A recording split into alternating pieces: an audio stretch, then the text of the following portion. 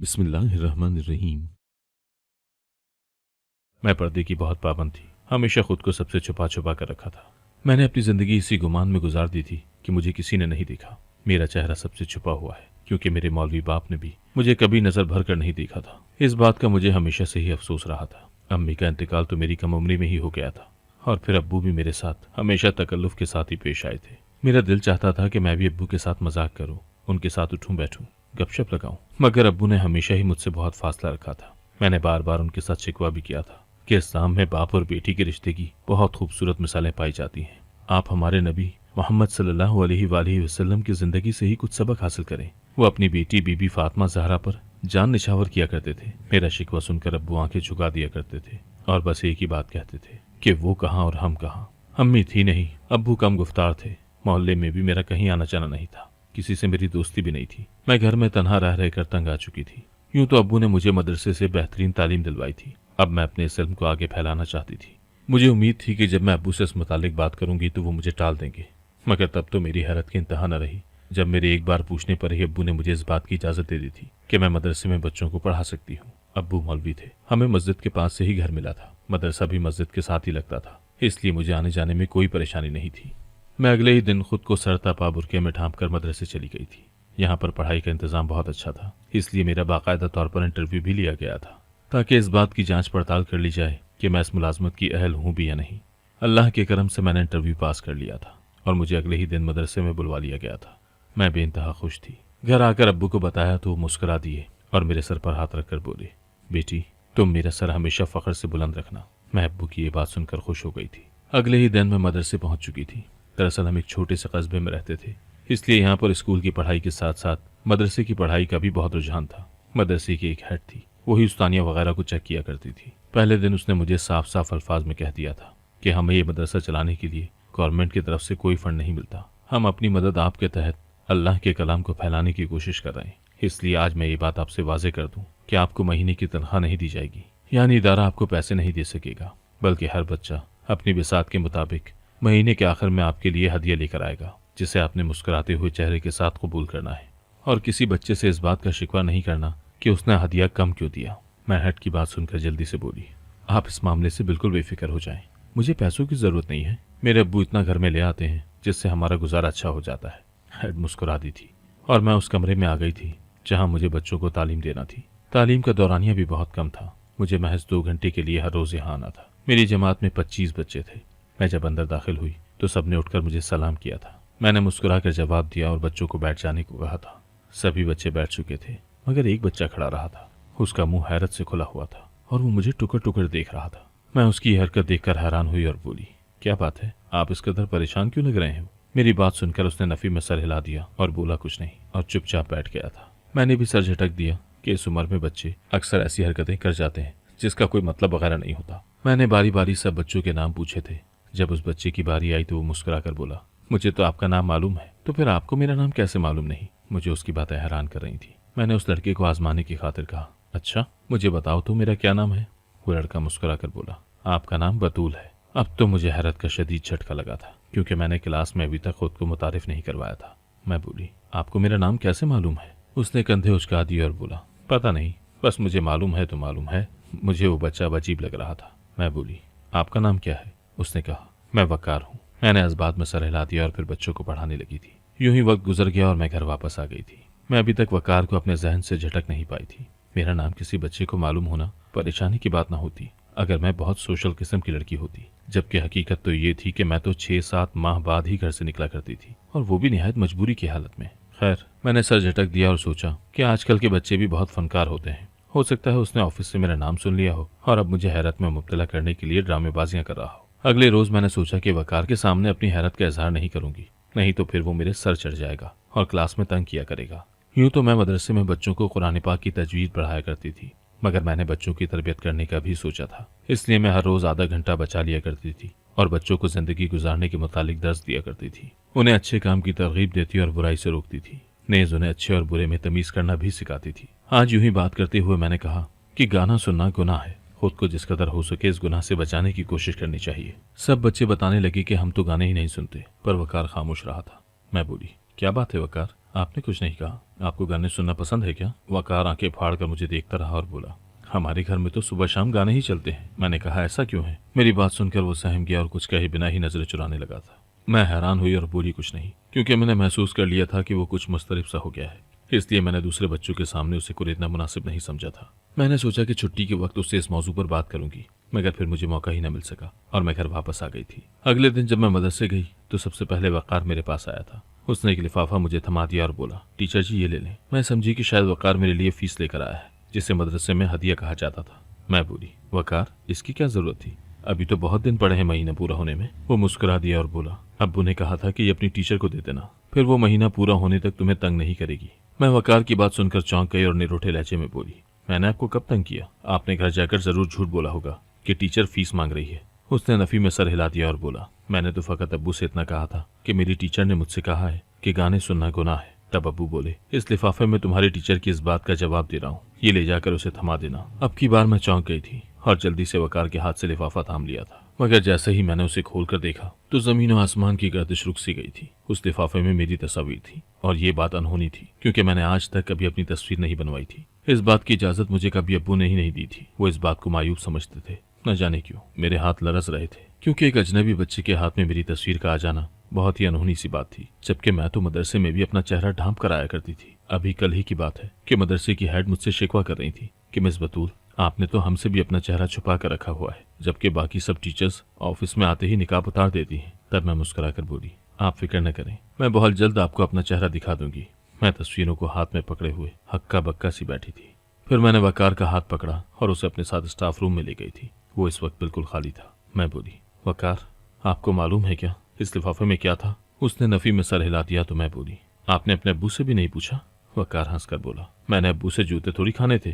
Teacher जी, मेरे अब्बू बहुत सख्त किस्म के इंसान हैं, वो बहुत गुस्सा करते हैं। मैं तो उनसे बहुत दबता हूँ। आप ही मुझे बता दें कि उसमें क्या था। आप ये सब देखकर परेशान क्यों हो गई थी? पहले तो मुझे लगा कि शायद वकार इस मामले से बेखबर है। तब मुझे याद आया कि वकार तो अव्वल रोज से ही मेरे नाम से वाकिफ था। मैं बोली, वकार आपको मेरे नाम के मुतालिक कैसे इल्म था? वो बोला, अब्बू ने बताया था। मैं तो वकार की बातें सुनकर चकरा कर ही रह गई थी। मैं बोली, तुम्हारे अब्बू को कैसे इल्म था कि मैं तुम्हारे मदरसे में पढ़ाने के लिए आऊंगी? उसने नफी में सर हिला दिया और बोला, नहीं नहीं, अब्बू को नहीं पता था कि आप यहाँ आएंगी। वो तो उन्होंने यूं ही घर में आपका तस्करा कर दिया था, तो मुझे आपका नाम याद रह गया। अब ये बात सुनकर तो मेरी रीढ़ की हड्डी में सनसनी ही दौड़ गई थी। सच कहूं तो मेरे मोहल्ले के मर्दों को भी मेरा नाम का इल्म नहीं होगा। उन्हें तो ये भी नहीं पता होगा कि मौलवी साहब की बेटी की उम्र क्या होगी। फिर एक अनजान घर में मेरा तस्करा कैसे हो सकता था? मैं बोली, वकार तुम्हारे घर में मेरा जिक्र हुआ था? वो बोला, पता नहीं, बस मुझे यही याद है। मैंने सर हिला दिया और बोली, तुम जाओ क्लास में, मैं भी आती हूँ। मैं तो वकार के जाने के बाद अपना सर दोनों हाथों में गिराकर बैठ गई थी। ये बच्चा तो मेरे लिए परेशानी का बाइस बन गया था। मैंने अपनी तस्वीर अपने पर्स में रख ली थी। इस वाकये के बाद मैं बच्चों को यकसुई के साथ पढ़ा न सकी थी। मेरा दिमाग बिल्कुल सुन्न हो चुका था। छुट्टी के वक्त घर गई तो हैरत अंगेज तौर पर आज अब्बू मुझे घर पर ही मिल गए थे। वो बिस्तर पर लेटे हुए थे। मैं आगे बढ़ी और बोली, अब्बू क्या बात है, आप इस तरह से क्यों लेटे हैं? अब्बू नकाहत ज़्यादा लहजे में बोले, कुछ नहीं, बस ऐसा महसूस हो रहा है जैसे मुझे बुखार हो गया हो। मैं अब्बू की बात सुनकर बहुत परेशान हो गई थी और बोली, अब्बू आप जल्दी से डॉक्टर को बुला लें। बल्कि आप रुकें, मैं मोहल्ले में से किसी बच्चे को आवाज देकर बुला लेती हूँ, वो ले आएगा डॉक्टर को। अब्बू जल्दी से उठ बैठे थे और बोले, नहीं नहीं बतूल, ऐसा नहीं हो सकता। मैं ये बर्दाश्त नहीं कर सकता कि तुम एक मौलवी की बेटी होकर मोहल्ले के बच्चों को आवाजें देती फिरो। फिर मैं ये भी नहीं चाहता कि इस घर में कोई डॉक्टर वगैरह आए, बिला वजह तुम्हारा पर्दा खराब होगा। मैं बोली, नहीं अब्बू, मैं कमरे से ही नहीं निकलूंगी, आप डॉक्टर से अपना चेकअप करवा लें। अब्बू बोले, बतूल मैंने कहा है ना कि ये सब मुझे पसंद नहीं है। मैंने तुम्हें जॉब की इजाजत भी यूं ही दे दी है। तुम घर से निकलती हो तो तुम्हारी वापसी तक मैं परेशान रहता हूँ। बेटियां बहुत बड़ा इम्तिहान होती हैं। मैं बोली, अब्बू मैं तो कुरान पढ़ाने जाती हूँ, फिर आप फिक्र क्यों करते हैं? अब्बू बोले, शैतान अच्छे काम को रोकने के लिए किसी न किसी तरह इंसान पर काबिज हो ही जाता है। मुझे फिक्र है कि कहीं तुम शैतान के बहकावे में ही ना आ जाओ। मुझे नहीं पता है कि मुझे क्या हुआ है। कल से मैं बहुत परेशान सा हूँ। ऐसा लगता है जैसे अनहोनी होने वाली हो। मैं बस अब्बू को देखती रह गई थी। सच ही कहते हैं कि वालिदैन के दिल को पहले से ही खबर हो जाती है कि उनके बच्चे पर परेशानी आने वाली है। मैंने अब्बू को तसल्ली दी और बोली, आप फिक्र न करें, आपकी तरबियत बहुत अच्छी है। शैतान के वरगलावे मेरा कुछ नहीं बिगाड़ सकते। अब्बू खामोश हो गए थे। फिर वो उठकर घर से बाहर चले गए। शायद डॉक्टर को अपना चेकअप करवाने गए थे। मैंने अब्बू के जाने के बाद सोचा कि उनके कमरे की सफाई कर देती हूँ। जब से मैं मदरसे जाने लगी थी मैंने अपनी जिम्मेदारियों से हाथ खींच लिया था। मैं कमरे की सफाई कर रही थी जब अब्बू के तकिए के नीचे से मुझे अम्मी की डायरी मिली थी। ये वो डायरी थी जो अब्बू ने मुझसे सारी उम्र छुपा कर रखी थी।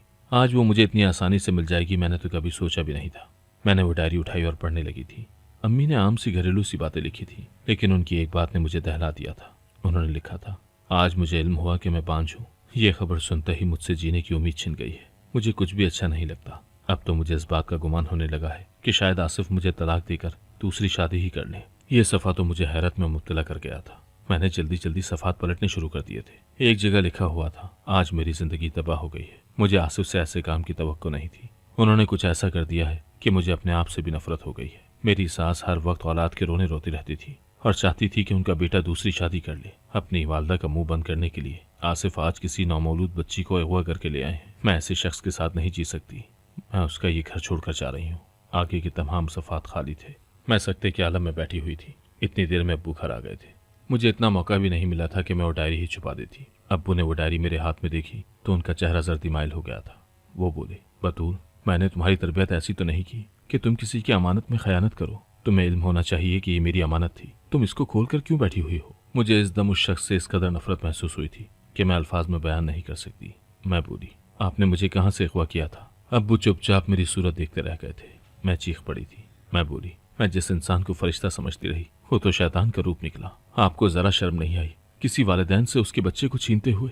एक औरत जिसने मुझे 9 माह अपनी कोख में रखा, उसने क्या कुछ सोचा होगा कि जब मेरा बच्चा जन्म लेगा तो मैं उसे ऐसे प्यार करूंगी, उसका माथा ऐसे चूमूंगी। उसने न जाने किस तकलीफ से गुजरकर मुझे जन्म दिया होगा। और आपने क्या किया? मुझे अगवा करके ले आए। अगर आपको औलाद की इस कदर जरूरत थी तो आप किसी से अडॉप्ट कर लेते।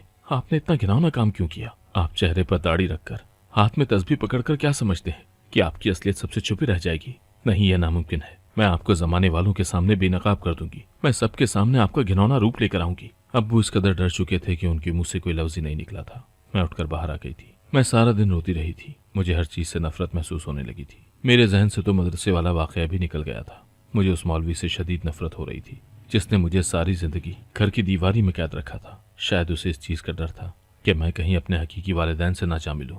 उसने उम्र भर मुझे कोई सहेली नहीं बनाने दी और मेरे सामने अपना मकरूह चेहरा यह कहकर छुपाए रखा कि मैं तो तुमसे दीन की पाबंदी करवाता हूँ। वो शख्स जो आज तक खुद को मेरा बाप कहता रहा था, अब वो बिस्तर पर बीमार पड़ा था, मगर मैंने उसके कमरे में झांक कर भी नहीं देखा था। मैं तो उसकी शक्ल भी नहीं देखना चाहती थी। ना कुछ खाने को दिया और ना ही खुद कुछ खाया। सुबह हुई तो मैं मदरसे चली गई थी। मैं मामूल के मुताबिक बच्चों को पढ़ा रही थी जब वकार ने मुझे एक और लिफाफा थमा दिया और बोला, अब्बू ने भेजा है। मैंने जल्दी से उसके हाथ से लिफाफा पकड़ लिया और खोल कर देखा तो ये देखकर दंग रह गई थी कि उसमें तो मेरी तस्वीर थी। ये तस्वीर शायद कल ही किसी ने बनाई थी और उस वक्त बनाई थी जब मैं घर में थी, क्योंकि घर के अलावा मैं कहीं भी अपना नकाब नहीं उतारती थी। उस लिफाफे में एक खत भी पड़ा था जिस पर लिखा था कि मुझसे मिलने आओ, नहीं तो तुम्हें बदनाम कर दूंगा। ये खत पढ़कर तो मैं थर थर कांपने लगी थी। ये कौन शख्स था जो मुझे मुफ्त में बदनाम करने पर तुला हुआ था? जब से मैंने मदरसा ज्वाइन किया था मेरी तो जिंदगी की धारा ही बदल गई थी। मैंने वकार को अपने पास बुलाया और बोली, तुम्हारे अब्बू क्या करते हैं? वो मुझे देखकर कहने लगा, वो सारा सारा दिन आपको याद करके रोते रहते हैं। मैं उसका चेहरा देखती रह गई थी। मैं बोली, क्या कह रहे हो आप? आपके अब्बू मुझे कैसे जानते हैं? उसने कंधे उचका दिए और बोला, मुझे नहीं इल्म। मैंने वो खत उसके सामने ही फाड़ दिया और बोली, अपने अब्बू से कहना कि कोई इंसान किसी को बदनाम नहीं कर सकता। ये मेरी तरफ से जवाब है। वकार ने सर हिला दिया था। मैं बच्चों को पढ़ाकर घर चली गई थी, मगर अब तो मैं खुद को घर की चार दीवारी में भी महफूज नहीं महसूस करती थी। मैं एक एक चीज को बड़े गौर से देख रही थी कि न जाने मेरी तस्वीर कहाँ से बनाई जाती है। अब्बू के साथ तो मेरी बातचीत बिल्कुल बंद थी। मैं जब घर आई तो मैंने उनको चारपाई पर पड़े हुए देखा था। उनकी नजर मुझ पर पड़ी तो बोले, बतूल बेटी, मेरे पास आओ। मुझे उस इंसान से इस कदर नफरत महसूस हो रही थी कि अल्फाज में बयान नहीं कर सकती। उसने मुझसे मेरे सगे रिश्ते छीन लिए थे, मेरे माँ बाप छीन लिए थे। अब मैं उसको अपने रवैये से बताना चाहती थी कि पराई औलाद कभी भी किसी की नहीं बनती। इसलिए मैं जवाब दिए बिना ही अपने कमरे में आ गई थी। मुझ पर जब से यह हकीकत आश्कार हुई थी कि अब्बू मेरे हकीकी वालिद नहीं है, तब से मेरी जिंदगी का मजा ही खत्म हो गया था। अब तो बस मुझे मदरसे जाने की जल्दी होती थी। मेरे पास कोई और ठिकाना नहीं था, वरना मैं इस धोखेबाज इंसान को कब का छोड़कर जा चुकी होती। सुबह में मदरसे गई तो वकार ने मुझे फिर से एक लिफाफा थमा दिया। मैंने उसे खोल कर देखा तो उसमें मेरी तस्वीर थी और एक खत था। मैंने पढ़ा तो लिखा हुआ था, अगर अपने वालिदैन की हकीकत जानना चाहती हो तो मेरे घर आ जाओ। ये बात पढ़कर मुझे ऐसा लगा था जैसे मुझे नई जिंदगी मिल गई हो। मैंने जल्दी से हेड से छुट्टी ली और उस बच्चे से बोली, तो मुझे अपने घर ले चलो। वो खुशी खुशी राजी हो गया था। हम दोनों जब उसके घर पहुंचे तो ये देखकर मेरी जान निकल गई कि वहां पर 5 ख्वाजा सरा बैठे हुए थे। मुझे देखते ही वो रोने लगे थे। उनके रोने की आवाज सुनकर कमरे से एक औरत निकल आई थी। जब उसकी नजर मुझ पर पड़ी थी तो वो भागकर मेरे सीने से लग गई और बोली, आ गई मेरी बेटी। या अल्लाह तेरा शुक्र है कि तूने मुझे ये दिन दिखाया। फिर वो चिल्लाने लगी और बोली, सरमत, जल्दी से बाहर आओ, देखो कौन आया है। एक आदमी बाहर आया। जब उसने मुझे देखा तो बोला, मेरी बच्ची मुझे वापस मिल गई। फिर वो औरत मुझे अपने साथ लिपटाकर बोली, तुम मेरी बेटी हो। मैंने जिस रात तुम्हें जन्म दिया था, एक मौलवी तुम्हें मुझसे छीन कर ले गया था। मैं बहुत रोई थी, मगर तुम्हारा कोई सुराग नहीं मिला। फिर एक दिन एक औरत रोती हुई मेरे पास आई और बोली कि वो उस मौलवी की बीवी है जिसने तुम्हें अगवा किया था। फिर उसने बताया कि वो अपने शौहर को छोड़ चुकी है। उसने मुझे मौलवी का पता भी बताया, मगर तब तक वो अपना घर बार छोड़कर जा चुका था, इसलिए तुम हमें नहीं मिली। हमने तुम्हें जगह जगह ढूंढा। फिर जब तुम जवान हो गई तो तुम्हारे अब्बू ने तुम्हारा पता लगवा लिया था। ये बात हमारे लिए खुशाइन थी कि तुम्हारा भाई उस मदरसे में पढ़ता था जहाँ तुम पढ़ाने जाती थी, इसलिए तुम तक पहुँचना आसान हो गया था। मेरी माँ मेरे साथ वालेहाना प्यार कर रही थी, जबकि मेरा बाप मुझे देखकर रोता रहा था। मेरी भी आंखें छलक पड़ी थी। आज मुझे जिंदगी में पहली बार हकीकी मोहब्बत की तपिश महसूस हुई थी। इससे पहले तुम ऐसा के रिश्तों को तरसती ही रही थी। अम्मी ने मेरे आगे हाथ जोड़ दिए और बोली, तुम मेरी कसम खाओ, अब हमें छोड़कर कहीं नहीं जाओगी। मैं बोली, मैं पागल नहीं हूँ जो सगे रिश्तों को ठुकरा दूं। मैंने ये भी न सोचा कि वो मौलवी जो इतने सालों से मेरे साथ सिला रहमी कर रहा है, मुझे उसको बीमारी की हालत में छोड़कर नहीं जाना चाहिए। मगर मैं तो अपने लोगों को पाकर इस कदर खुश थी कि मुझे किसी और चीज की परवाह ही नहीं रही थी। अब मैं यहाँ पर बहुत खुश थी। मुझे एक अदद छोटा भाई भी मिल चुका था। कुछ दिन तो उस घर में सुकून से गुजर गए थे। फिर मैं परेशान रहने लगी थी, क्योंकि यहाँ गाना बहुत सुना जाता था। अब तो वो ख्वाजा सरा भी घर आने लगे थे, जिनको मैंने पहले दिन देखा था। वो मुझे बाजी कहा करते थे और नाचने की प्रैक्टिस भी किया करते थे। मुझे भी एक ख्वाजा सरा कहा करता था कि बाजी आप भी हमारे साथ मिल जाएं, इस काम में बहुत पैसा है। मैं मुस्कुराकर उनकी बात टाल दिया करती थी। एक दिन वही ख्वाजा सरा मुझसे बोला, बाजी मैंने महसूस किया है कि तुम बहुत शरीफ हो। मैं तुम्हें एक बात बता देता हूँ कि तुम इस घर में महफूज नहीं हो। मैं हैरान हुई और बोली, तुम ये क्या कह रहे हो? वो कहने लगा, अगर आपको मेरी बात पर यकीन नहीं है तो आज रात सोना मत, सारी हकीकत खुलकर सामने आ जाएगी। मैं उसकी बात सुनकर चौंक गई थी, इसलिए उस पर अमल करने का सोच लिया था। रात हुई तो मैं मामूल के मुताबिक अपने कमरे में आकर लेट गई और सोती बन गई थी। आधी रात गुजर जाने के बाद मैं कमरे से बाहर गई। अम्मी अब्बू के कमरों से बातों की आवाजें आ रही थी, इसीलिए मैं उसी तरफ चली गई, मगर दरवाजे पर अपना नाम सुनकर रुक गई थी। अम्मी कहने लगी, सरमत, मैंने तुमसे बारहा कहा था कि मैं बतूल को अपने साथ लाना चाहती हूँ, मगर तब तुमने मेरी बात न मानी और कहा कि तुम्हारी बेटी हमारे पाँव की जंजीर बन जाएगी। मगर अब मुझे नहीं लगता कि हम अपने मकसद में कामयाब हो सकेंगे, क्योंकि वो मौलवी के रंग में मुकम्मल तौर पर रंग चुकी है। हम उससे मुनाफा नहीं कमा सकेंगे। अब्बू बोले, इस बात की तुम फिक्र ही मत करो, मैं उसको तीर की तरह सीधा कर लूंगा। वो कल की बच्ची मेरे आगे बेबस हो जाएगी।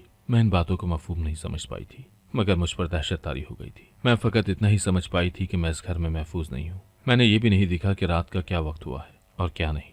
मैं बस उस घर से निकल आई थी। मैं भागती हुई उस मौलवी के घर आ गई थी, जिसे अम्मी हिकारत से याद कर रही थी। मैंने घर के दरवाजे को खुला हुआ पाया था। मैंने जैसे ही अंदर कदम रखा तो ये देखकर जान निकल गई थी कि अब्बू जमीन पर औंधे मुंह पड़े हुए थे। मैं इस कदर घबरा गई थी कि मैंने शोर मचा दिया। पड़ोसन कहने लगी, बेटी तुम कब वापस आई? मैं उसकी बात सुनकर हैरान थी। वो कैसे आराम से पूछ रही थी, जैसे मैं घर छोड़कर नहीं बल्कि पिकनिक पर गई थी। मैं बोली, मैं कहाँ गई थी? वो कहने लगी, तुम्हारे अब्बू ने बताया था कि तुम अपनी वालदा से मिलने गई हो।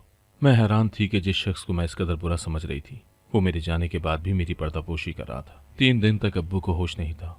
इस दौरान मुझसे वही ख्वाजा सरा मिलने आया था, जिसके कहने पर मैं घर से भाग आई थी। उसने मुझे बताया कि वही मेरी घर की छत से आकर मेरी तस्वीर बनाया करता था, और वो डायरी जो मैंने पढ़ी थी उसे भी वही रख कर गया था। मैं उससे तफसील पूछना चाहती थी, मगर वो मजीद कुछ नहीं जानता था। वो चला गया था। अब्बू को भी अब होश आ गया था। वो मुझे देखकर बहुत खुश हुए थे। मैंने उनसे हकीकत पूछी तो वो परेशान से नजर आए थे। कहने लगे, तुम्हारी अम्मी के साथ जब मेरी शादी हुई तो मैं इस हकीकत से नावाकिफ था कि वो किसी और को पसंद करती थी। शादी के 6 माह बाद उसने मुझ पर यह राज खोला। तब तुम अपनी माँ की कोख में थी। उसने मुझसे कहा कि वो जिस लड़के को चाहती थी उसके साथ शादी करने पर वालिदैन राजी न हुए थे, क्योंकि वो उनकी नज़र में शरीफ नहीं था। मगर तुम्हारी माँ बोली कि वो बहुत अमीर था। मैं उसको आज तक नहीं भुला पाई। मैं बहुत गमज़दा हो गया था। मैंने तुम्हारी अम्मी को बहुत मोहब्बत दी, खुशियाँ दी कि वो मेरी बन जाए, मगर वो मेरी ना हुई। तुम्हारी पैदाइश के 3 माह बाद वो एक डायरी पर यह लिखकर चली गई थी कि वो अपने आशिक के पास जा रही है और उसने मुझसे खुला का मुतालबा कर दिया है। मैंने उसे छोड़ दिया और तुम्हारी परवरिश करने लगा। मैंने तुम्हारी खातिर दूसरी शादी भी नहीं की थी। खैर, मुझे ये खबर बाद में पता चली थी कि वो जिस शख्स के पास गई है वो उसे नचाकर पैसा कमा रहा है। जब वो बूढ़ी हो गई तो सरमद ने ख्वाजा सरा अपने घर में रख लिए और उनसे पैसा कमाने लगा था। मगर ज्यादा आमदनी ना हुई तो उसने तुम्हारी माँ से इस उम्मीद पर बच्चा पैदा कराया कि शायद बेटी पैदा हो जाए, मगर वकार पैदा हो गया। इसलिए अब वो तुम्हें मुझसे छीन लेना चाहते थे। मैंने तो तुम्हारी वालदा की डायरी तुमसे इसलिए छुपाई थी क्योंकि जब तुम ये बात पढ़ लेती कि मैं तो अपने आशिक के साथ जा रही हूँ तो तुम पर क्या गुजरती, तुम्हारा तो रिश्तों से भरोसा उठ जाता। इसलिए मैंने यही कहा कि तुम्हारी माँ का इंतकाल हो गया है। मगर देखो उन्होंने कैसा फरेब किया। मेरे बिस्तर में नई डायरी रख दी जिसमें ये झूठ लिख दिया कि तुम तो मेरी बेटी ही नहीं हो, तुम तो वैसे ही भोली भाली हो। तो उनके झूठ पर भरोसा करके बैठ गई। मैं फूट फूट कर रोने लगी थी और बोली, अब्बू मुझे माफ कर दें, अब मैं सारी हकीकत जान गई हूँ कि मैं आपकी सगी औलाद हूँ। अब्बू मुस्कुरा दिए थे। अब्बू बेहतरी की जानिब आ रहे हैं। मुझे इस बात की खुशी है कि मेरी माँ का सच मुझ तक पहुँच चुका है कि वो किस कदर फरीबी औरत है। इस दौर में तो इंसान को अपने साय पर भी भरोसा नहीं करना चाहिए, क्योंकि हर कदम पर अदाकार मिलते हैं जो अपने फायदे के लिए दूसरों की खाल तक उधेड़ लेना चाहते हैं। अगर आपको आज की कहानी पसंद आई है तो वीडियो को जरूर लाइक कीजिएगा और अपने दोस्तों के साथ भी शेयर कीजिएगा। और हाँ, अगर आपने अभी तक हमारा चैनल सब्सक्राइब नहीं किया तो जरूर सब्सक्राइब करें। मिलते हैं कल एक नई और दिलचस्प कहानी के साथ। अल्लाह हाफिज।